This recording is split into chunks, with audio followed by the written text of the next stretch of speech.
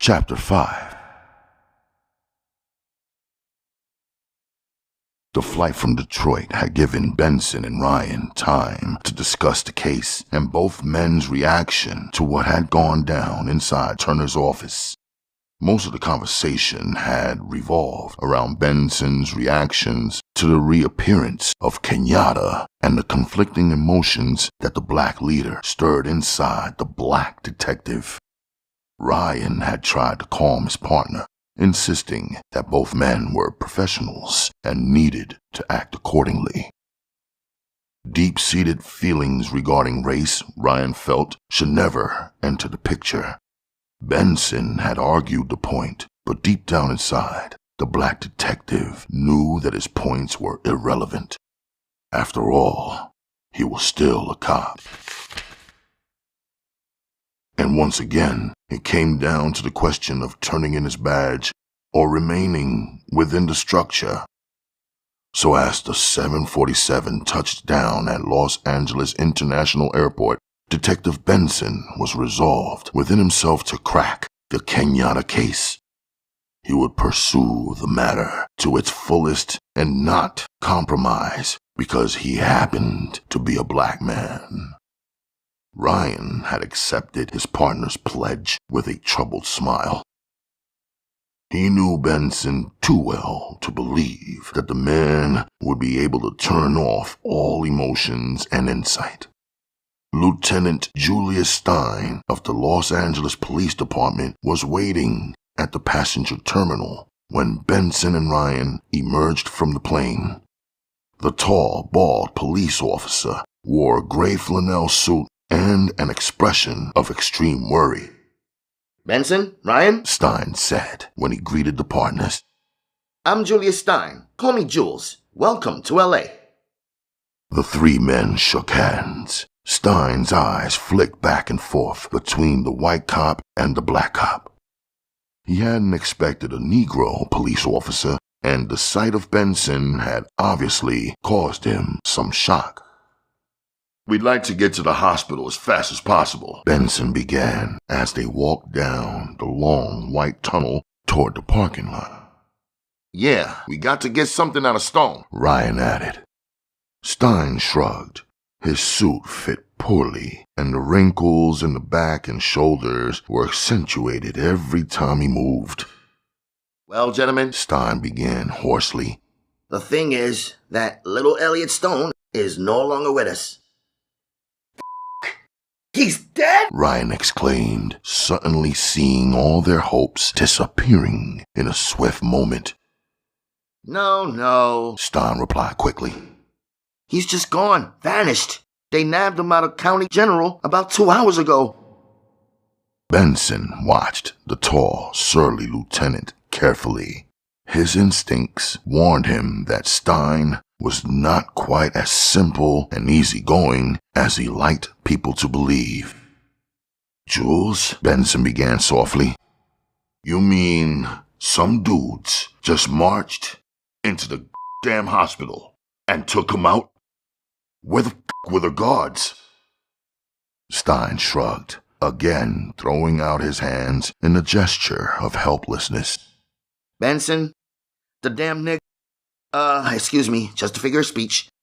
They had inside people, someone inside the hospital, namely a black orderly named Joseph Collins." As they moved out of the main terminal building and into the bright Los Angeles sky, Stein continued his explanation of what had happened at the hospital. He shrugged and moaned and ran his hand across his bald pate for emphasis. Ryan looked at Benson as the man talked. It was either Stein's mannerism or his seemingly casual attitude about the kidnapping of Elliot Stone that worried the two Detroit cops. Maybe, thought Benson, things were different on the West Coast. It was only the second time in L.A. for Benson and Ryan. The expansiveness of the city was overwhelming to both detectives. Stein took the San Diego freeway up to the Santa Monica, then followed that across the huge basin and into central Los Angeles.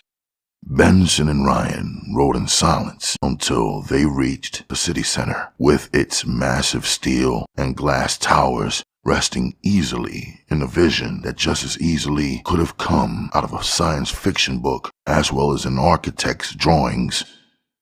"How do you guys keep it patrolled, for Christ's sake?" Benson asked as they turned off the freeway and headed through the main street toward County General.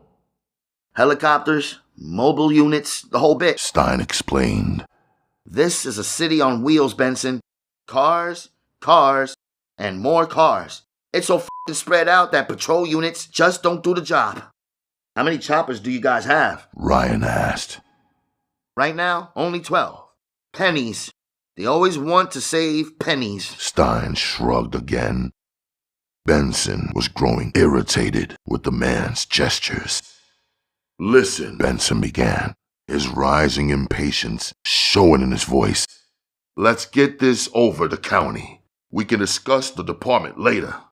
Okay, just relax. No need to get, how do you guys say it, uptight." Benson chuckled. "Yeah, uptight. That's how we gotta say it."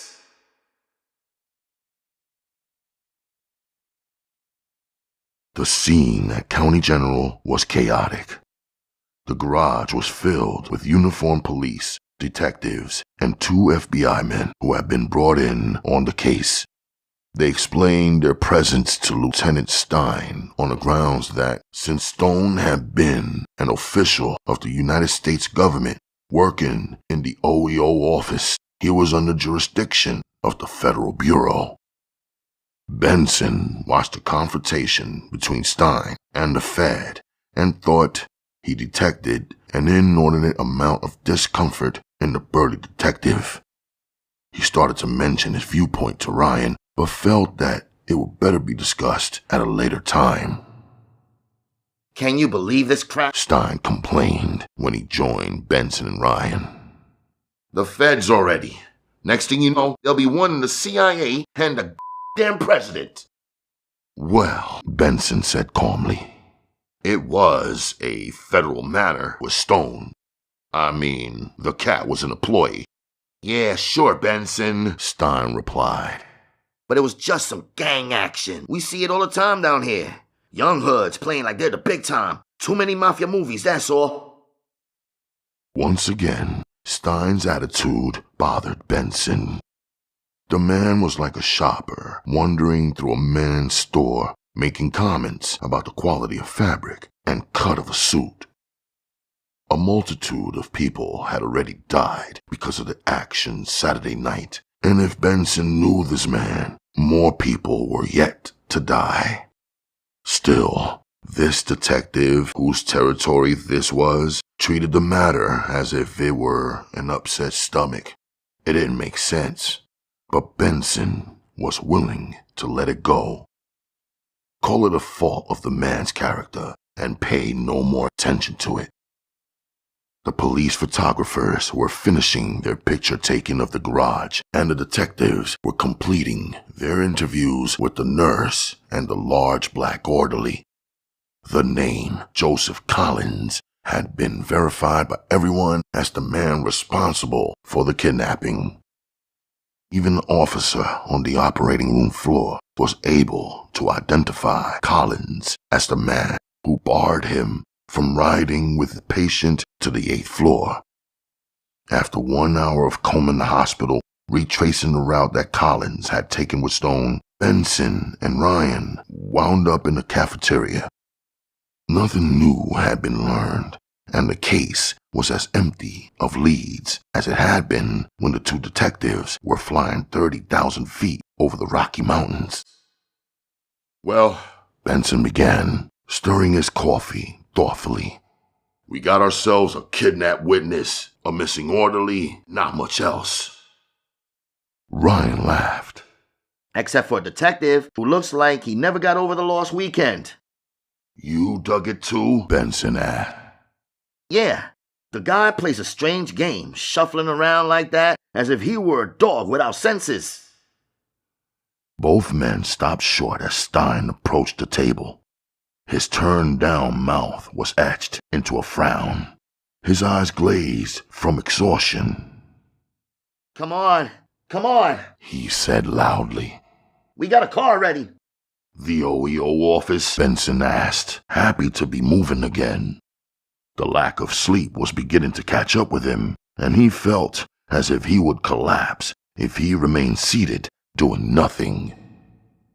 Yeah, the FBI boy will still be combing it over, but I thought maybe you guys might want to see it. Benson and Ryan followed the big detective through the cafeteria and down into the garage. By the time they reached what remained of the small White House, Stein had completed his explanation of what had happened and how they had found Stone. That the lucky bastard lived was truly amazing, Stein mused. Benson detected the bitter quality in Stein's voice and reminded himself to discuss it with Ryan again. Either the man was racist, Benson felt, or else he was completely without feeling for his job. In neither case, the two detectives should be aware of Stein as an obstacle, someone who would be of no particular help to them.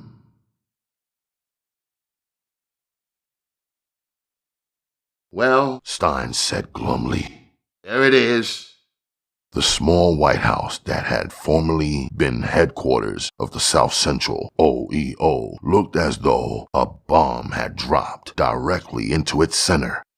Only the four corner beams remained standing, as well as a slight expanse of charred concrete wall. On that wall was written the name Black Maria. Other than that, not much was left. Even what once were metal filing cabinets and desks had been melted down into grotesque, twisted shapes. Not much here, Ryan said as they approached the house. Told you, Stein replied. Those gangs play rough. Two uniformed policemen stood guard near the front of the burnt house, while behind them, four men wearing khakis and boots sifted through the ashes. Stein gestured toward the men and explained that they were federal agents assigned to the investigation. Benson and Ryan waited for Stein to direct them to the federal men, but instead, Stein just stood on the sidewalk, pulled out a cigar, and lit it. Benson looked toward Ryan, then back at Stein. We'd like to talk to the federal agents, Benson said directly. Oh, sure, if you think it'll help. Can't hurt, Stein, Benson replied, his voice dropping into a familiar, cold pattern. Stein glanced at the tall black detective coldly. His watery blue eyes were almost void of any feeling. They seemed instead to reflect what was around him. Benson had been trying for hours to see the man, but realized that Stein was not to be seen by anyone. 3 of the federal men were white and 1 was black. Stein walked directly up to the black agent and spoke with him for a moment, gesturing back at Benson and Ryan. The agent nodded, then put down his sifting pan and notepad and walked carefully across the ashes to where Ryan and Benson waited. I'm Agent Comstock, The black man said, holding out his hand to Benson. Detective Benson, and my partner Ryan. Comstock shook Ryan's hand quickly, then turned back to Benson. Well, you boys all the way out from Detroit? Comstock asked. Yes. We feel there may be a tie-in here to a man named Kenyatta. Ah, yes, Comstock said. The famed Detroit massacre. We were in on the thing after the Vegas crash, but no one knew where the dude went. Can you believe that? Ryan spoke up for the first time. We've been dealing with Kenyatta for a long time. Nothing that f***er does surprises us anymore. Comstock laughed and was joined by Stein. Benson stared at the federal agent, noticing for the first time how light the man's skin was. The usual heavy features of the black man were absent. Instead, Comstock displayed a soft, almost feminine countenance. Ryan noticed the troubled look on his partner's face and spoke again, this time loud enough to stop what he felt was forced laughter. What have you guys found? Comstock turned to Ryan, his smile evaporating. Nothing much. This is routine, the usual shit. Get a place like this going in the ghetto, and you're bound to get yourself burned to the ground sooner or later. Couple blacks get turned down for aid. Anything'll do it. Benson could see that nothing was going to come of this visit with Comstock. The man was cynical and almost white in his whole attitude. Okay, brother, Benson said, emphasizing the friendly greeting. If you do happen on something, you can reach us through Stein's office at headquarters. Yeah, fine, but I doubt it. Comstock nodded to Benson and Ryan, then turned and started to move back towards the house. Benson noticed that the federal man did not nod to Stein. Okay, you boys look like a little sleep would do you some good. I'll drive you to your hotel. Stein seemed jovial as he slid in behind the steering wheel and started up the car. How long you guys plan to spend out here? He asked as he pulled onto Compton Boulevard and headed back toward the central city. It all depends, Stein, Benson replied. All depends. The worried look that Stein gave Benson did not escape the black man's eyes. Instead, it served to fuel something inside Benson that was beginning to plague him. Stein had gotten Benson and Ryan a room at the Biltmore Hotel in downtown Los Angeles. The old hotel, located across from Pershing Square, was an anachronism of what once was downtown Los Angeles. Its plush carpeting and elegant chandeliers had deteriorated with age, and old men, tired of the darkness of the streets, inhabited the lobby. Well, gentlemen, Stein said as he prepared to leave the two detectives. It's not much, but with prices today... Stein shrugged and closed the door behind him. Benson sat down on the bed and lit a cigarette. Already the exhaustion was overtaking him. It was now 12 noon in Los Angeles. Taking the time difference into consideration, both men had been up for 24 hours. Man, I don't know why the we came out here, Benson said disgustingly. Ryan looked at his partner and knew the man was suffering from the same feelings of helplessness that he felt himself. What had been a solid lead had suddenly disappeared, and the two men were stuck with what seemed like an idiot of a police detective to work with. You know why, Ryan? Benson asked after a long silence. 'Cause some little asshole captain back in Detroit wants a promotion. That's why. Yeah, okay. Turner sees us as a feather in his cap if he gets Kenyatta, but we didn't know that stone would slip out of the hands of the guys here. Yeah, Benson said. That's another thing that bothers me. Dude just get moved out of there. Man, that's pretty damn inept when they can't hold a man, especially a man who was in the condition Stone was in. I know, Ryan agreed, stripping down to his shorts and flopping onto the bed. This whole thing stinks. No one seems to know what's going on, for that matter, even cares. I'll tell you something, Ryan. We got to get ourselves on the streets. We're going nowhere fast with this schmuck Stein. He's either a idiot or a plant. Hard for me to believe he's a cop. Suddenly, Ryan sat upright and looked at his partner. Listen, Ben, remember that guy in Detroit named Johnny? Johnny Miller? Out on parole? A real junkie. Yeah, sure, I remember him. Okay, the dope on him was that he sang for Detroit cops. He played a two-way street until it got too crowded, and then he left. I was told by Jack and Vice that if I ever needed anything in L.A. to get in touch with him, supposedly the guy's always where the action is. Benson forgot his exhaustion. Ryan had made a worthwhile suggestion. Working together with men on the streets Junkies, pimps, and winos had always brought faster results to the detectives. For some reason, as soon as either of them stepped inside a city hall or an official building, they ran into roadblocks. Street people were always easier. What do you say, Ben? Ryan asked. Yeah, get your tail into gear and let's talk to this dude. I mean, if there's some Kenyatta action going down in this town, the cat'll know, not to mention gang violence. Benson laughed bitterly. Ryan was on the phone in a second, talking to the man named Jack, who worked the vice detail in the Motor City. With satisfaction, Benson watched as his partner wrote down Johnny Miller's street address and phone number. We got him, Ryan said happily as he slammed the phone down. 2 o'clock this afternoon on the pier at Santa Monica. This dude's really willing, isn't he? Yup. Been making it all his life, singing songs for the cops. No reason for him to stop now. Ryan lit a cigarette and was just about to relax on the bed when the telephone rang. He picked it up, listened for a moment, then said, Okay, be right down. Ryan turned to Benson.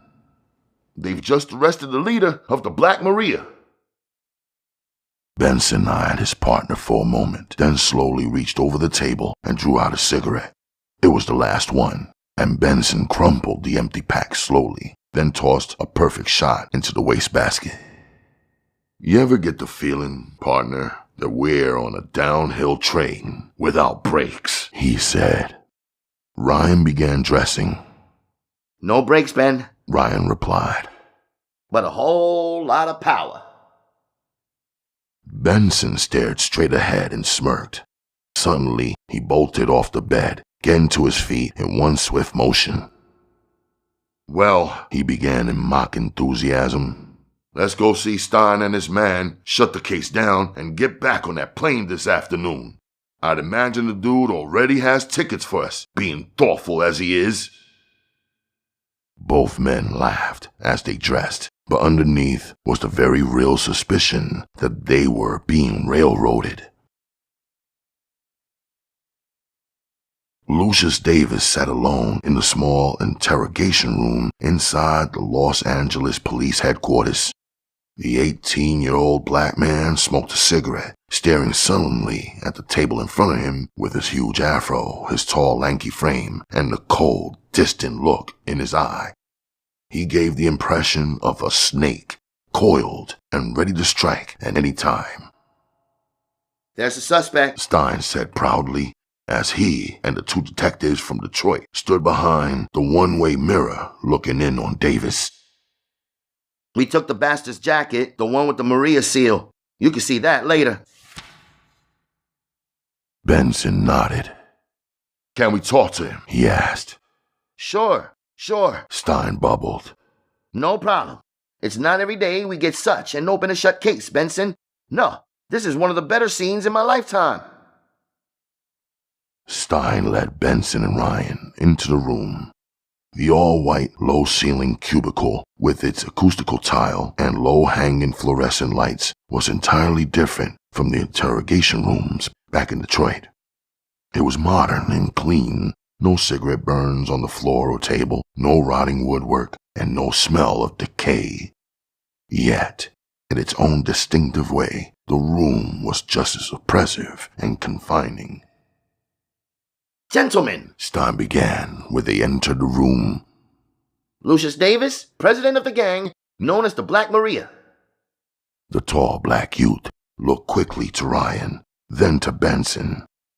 Beneath the shock of hair, the black's eyes were cold and hard, yet they seemed to soften when he saw Benson's. Both men were black, and both knew that, no matter what anyone said, they were set apart, distinctive, if only by the color of their skin. Well, Benson began. you got yourself a heavy rap, Davis. Davis continued to look directly at Benson. I'm innocent, man. Innocent. He said. Yeah. Stein injected loudly. Innocent. You know what we found on him? Smack, gentlemen. A packet of smack. And a kid. Innocent, my The smack was something new. Stein hadn't mentioned it before, and the sudden presence of this element surprised Benson. "Heroin, eh?" he began, now looking down at Davis. "You shoot?" he asked. Davis shrugged. No, man, we don't shoot no stuff. We're all clean. How many times you hear that pitch? Stein interrupted loudly. This time, Benson had had enough of the lieutenant's interruptions and brash comments. He turned and faced the large, paunchy man and stared at him coldly. "Listen, Stein," Benson began in a voice that rattled the white acoustical tiles. "Would you mind just shutting the up for one damn minute? Ever since we got here, you've been shooting off your asinine mouth, telling me and my partner what we ought to think and what we ought not to think. Man, we didn't come out here just to listen to someone like you." Stein turned red. His breathing grew heavy and his eyes seemed to water. He took a small step backward, then tried to smile. "Sorry," he began very softly. "but I've seen it before. All of it. I just thought..." "I know what you just thought," Benson interrupted. "But that's not the way we work.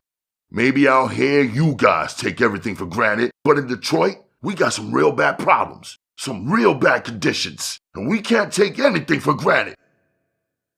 Benson finished and turned back to Davis. The young black quickly lowered his eyes, but Benson knew that he had been watching him closely. He hoped that he had done two things: put Stein into a defensive position and instilled some amount of trust in Davis. The game, as it was known in police departments throughout the country, was played often. It involved two officers staging a phony verbal fight between themselves, getting the prisoner to open up as one officer took his side. Normally, the game was set up, contrived, but this time, Benson had meant every word. Ryan knew that his partner was for real, that he wasn't playing with Stein, but the lieutenant, who was now standing against the far wall, began to think he knew what Benson was after. The redness disappeared from his sagging jowls, and he broke out into a semi-grin. "Okay, detective, have it your f***ing way," Stein said, winking at Ryan. Ryan did all he could to keep his fists at his side. Either Stein was the biggest idiot he had ever seen, or else he was just an asshole. Ryan knew when his partner was really angry, and any man in his right mind would have been able to tell also. He couldn't believe that Stein was unable to distinguish the real from the phony. Yes, Ryan thought heatedly, the man is a supreme idiot. Benson glanced up at his partner. He could tell what Ryan was thinking. He turned away and took a seat opposite Davis. "Listen, Davis," Benson began quietly. "Would you mind rolling up your sleeves?" Davis looked at the black detective, and for the first time, his eyes softened. He nodded, then quickly unbuttoned his cuffs and pulled the sleeves up around his biceps. Benson reached across the table and took the young black man's wrist, examining his right arm first, then repeating the process with the left arm. "Okay, Davis, pull him down." Slowly, Benson got to his feet. "Funny," he began, looking at Ryan first, then at Stein. "You accused this man of using heroin, yet there's no track marks on his arms, no puncture holes, no signs at all." "We found heroin in his apartment, Benson," Stein said coldly. "Give this man a physical?" Ryan asked. "Of course not," Stein protested. "I see," Benson said. He looked down at the black youth. The man was healthy looking. His eyes were clear and strong. There were no signs of the drug in him at all. No redness around his eyes, no paleness in his skin. His breathing and his pulse, which Benson had checked while examining Davis's arms, were both normal. No signs at all of a user. What there were signs of, however, was a plant. "What other evidence do we have on Davis?" Benson asked Stein. Nothing except the obvious. The bastard is the president of the Black Maria, and the Black Maria burned down an office of the federal government. The FBI is satisfied, so why the questions? Benson frowned, pulled out a fresh pack of cigarettes, and offered one to Davis. The black youth accepted and inhaled deeply after Benson lit it. "No reason," the black detective began. "Just asking, Stein. Just asking." Stein smiled, then hitched up his pants and knocked on the door twice. A uniformed officer opened it and stood aside to let the men out. "Well," Stein said, "if you gentlemen are finished, arraignment is tomorrow for our friend here, so maybe then you can consider the case open and closed." Benson started to leave the room, and the man who had been arrested on charges of murder, arson, and possession of heroin watched him closely. Before closing the door behind him, Benson turned and looked back at the black youth. "Don't blow it, man. We'll be back." Lucius Davis nodded gravely. It appeared at that moment that Ed Benson, a black cop working alien territory, was all the hope he had. The pier Santa Monica was crowded. Young couples, mostly blacks and Chicanos, strolled the decaying structure, stopping at the arcade to play the pinball machines and games of chance. The old merry-go-round spun with a cacophony of sound as the ancient calliope belted out its eerie, almost nightmarish music. The day was cool, much cooler than it should have been for this time of year, and a low bank of fog sat only yards off the coast. Detective Benson and Ryan stood at the end of the pier, watching old men and young boys lined up along the railing holding their fishing rods suspended over the side. Ryan kept turning back and searching out the expanse of pier, looking for the man from Detroit. Finally, he spotted the small, slim figure of Johnny Miller ambling casually toward them as though he were a tourist taking in the sights. "There he is," Ryan said. "Ish, he's really gotten thin." Benson turned and glanced at the little dude. Miller was dressed with the haughty air of a black pimp, small continental hat pushed back, tight-fitting shark-skin pants, open velour shirt, and a tight-fitting plaid jacket. He approached the two detectives slowly, taking one last look behind him before committing himself to the corner of the pier where Benson and Ryan waited. "Hey, my man," Miller said in a staccato, strained voice. "what's happening?" The thin black man, his eyes bulging like a lizard's, constantly watching and waiting for his prey, gripped Ryan's hand with the full clasp, then turned to Benson and performed the three-way, thumb hook to fingertip to full grasp handshake. Benson performed the shake well and noticed how tight the unnatural Miller seemed to carry it out. "You dudes a long, long way from home," William stated, leaning against the railing and inserting a cigarette into a gold-plated holder. "Hey, shh, this ain't no Detroit, dig?" Ryan laughed. "Yeah, you didn't have a gold-plated holder in Detroit." Miller grunted a low-key moan. "No, action out here's pretty groovy, if you dig where I'm coming from. Real casual-like and hit, not too much jive."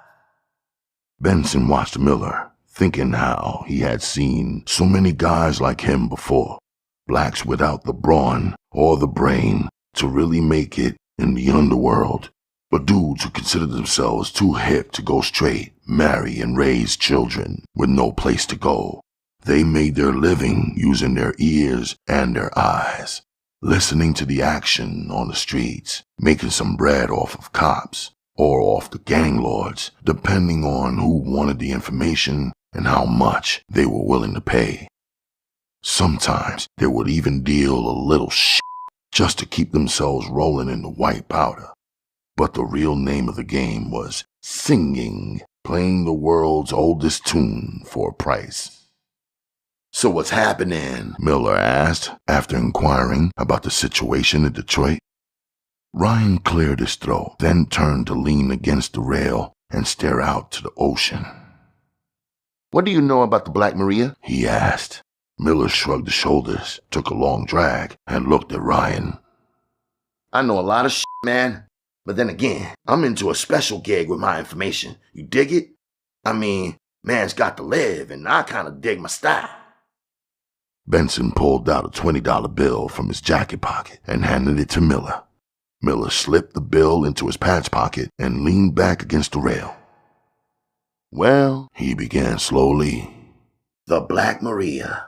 Hey, what could you dudes want with a bunch of cats like them?" "Just answer the questions, Miller," Benson stated. "All right, man, no need to get uptight. Okay, they're small-time, dig? Work out of Compton and Manchester area. Like, most of the dudes are high school or just out, know what I mean? From what I hear, they got a philosophy. You know, like having them philosophies these days."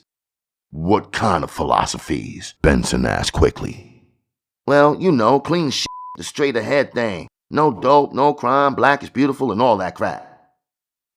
Benson and Ryan exchanged glances. This was not what they had expected. Although Benson had had a hint of it down at the police station, it was still a surprise to hear the facts from Miller.